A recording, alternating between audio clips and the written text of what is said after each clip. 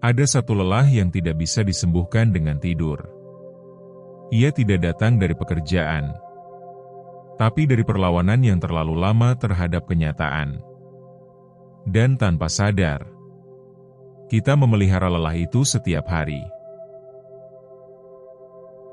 Kita tumbuh dengan satu keyakinan diam-diam, bahwa hidup harus sesuai rencana, bahwa usaha selalu berbanding lurus dengan hasil, bahwa orang baik pasti mendapatkan akhir yang baik. Kita belajar menata harapan sejak kecil. Sekolah mengajarkan target, lingkungan mengajarkan pencapaian, media sosial mengajarkan perbandingan. Pelan-pelan, tanpa sadar, kita mengikat diri pada satu gambaran ideal tentang hidup, tentang bagaimana seharusnya kita berada di usia tertentu, tentang siapa yang seharusnya ada di samping kita, tentang pencapaian apa yang wajib kita miliki agar layak merasa cukup. Masalahnya, hidup jarang bertanya apakah kita siap. Ia datang apa adanya. Kadang indah, kadang acak. Kadang jauh dari yang kita rencanakan. Dan di titik itu, banyak dari kita mulai berperang. Bukan melawan dunia, tapi melawan kenyataan. Kita menolak yang terjadi.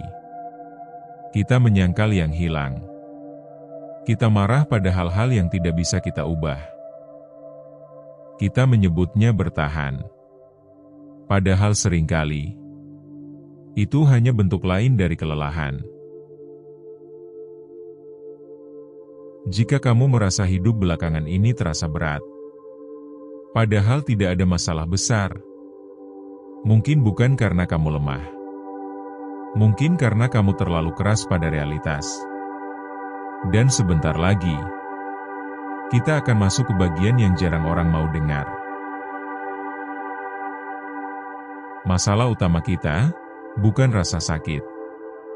Masalahnya adalah penolakan terhadap rasa sakit itu. Kita ingin sembuh tanpa merasa luka. Kita ingin tenang tanpa melewati kekacauan. Kita ingin menerima, tapi dengan syarat. Realitasnya harus berubah dulu. Padahal penerimaan tidak pernah bekerja seperti itu. Penerimaan bukan tentang menyerah. Bukan tentang berhenti berharap. Bukan tentang membenarkan ketidakadilan. Penerimaan adalah keberanian untuk berkata, ini yang sedang terjadi sekarang. Tanpa tambahan drama. Tanpa penyangkalan. Tanpa perlawanan batin. Tapi justru disitulah masalahnya. Mengakui kenyataan seringkali lebih menyakitkan daripada kenyataan itu sendiri. Mengakui bahwa seseorang tidak lagi memilih kita. Mengakui bahwa usaha kita belum berbuah. Mengakui bahwa hidup tidak selalu adil. Ada ego yang terluka. Ada harapan yang runtuh. Ada versi diri yang harus kita lepaskan. Dan kita takut kehilangan itu semua. Namun tunggu dulu. Ada satu hal penting yang sering terlewat. Dan kalau kamu memahami bagian ini, mungkin sudut pandangmu akan berubah pelan-pelan. Konflik terbesar dalam hidup manusia bukan dengan orang lain, tapi dengan realitas. Kita menghabiskan energi bertahun-tahun untuk bertanya, kenapa harus begini? Kenapa bukan aku? Kenapa setelah semua usaha, hasilnya seperti ini? Pertanyaan-pertanyaan itu tidak salah. Ia manusiawi. Tapi ketika pertanyaan itu tidak membawa kita ke pemahaman, melainkan hanya ke kelelahan, disitulah konflik itu menjadi berbahaya. Karena setiap penolakan terhadap kenyataan adalah perang tanpa akhir. Kenyataan tidak bisa dikalahkan.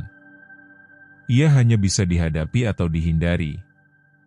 Dan semakin lama kita menghindar, semakin dalam luka yang kita bawa. Ada orang yang terlihat kuat di luar, tapi di dalamnya terus bertengkar dengan hidup. Ada yang tersenyum, tapi batinnya menolak hari ini. Dan anehnya, semakin kita menolak, semakin hidup terasa bising. Pikiran penuh, dada sempit, tidur tidak pernah benar-benar istirahat. Bukan karena masalahnya besar, tapi karena kita tidak berhenti melawannya.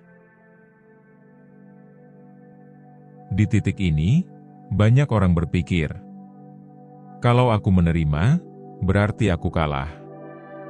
Padahal justru sebaliknya. Dan bagian inilah yang paling jarang dibicarakan dengan jujur. Penerimaan bukan akhir dari perjuangan. Ia adalah awal dari ketenangan. Saat kamu berhenti melawan apa yang tidak bisa kamu ubah, energi yang tadinya habis untuk marah, perlahan kembali padamu. Penerimaan tidak menghapus rasa sedih. Ia hanya membuat sedih tidak lagi menjadi musuh.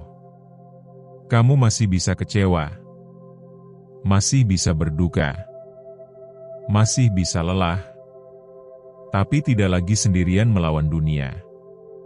Ada keheningan aneh yang muncul setelah penerimaan.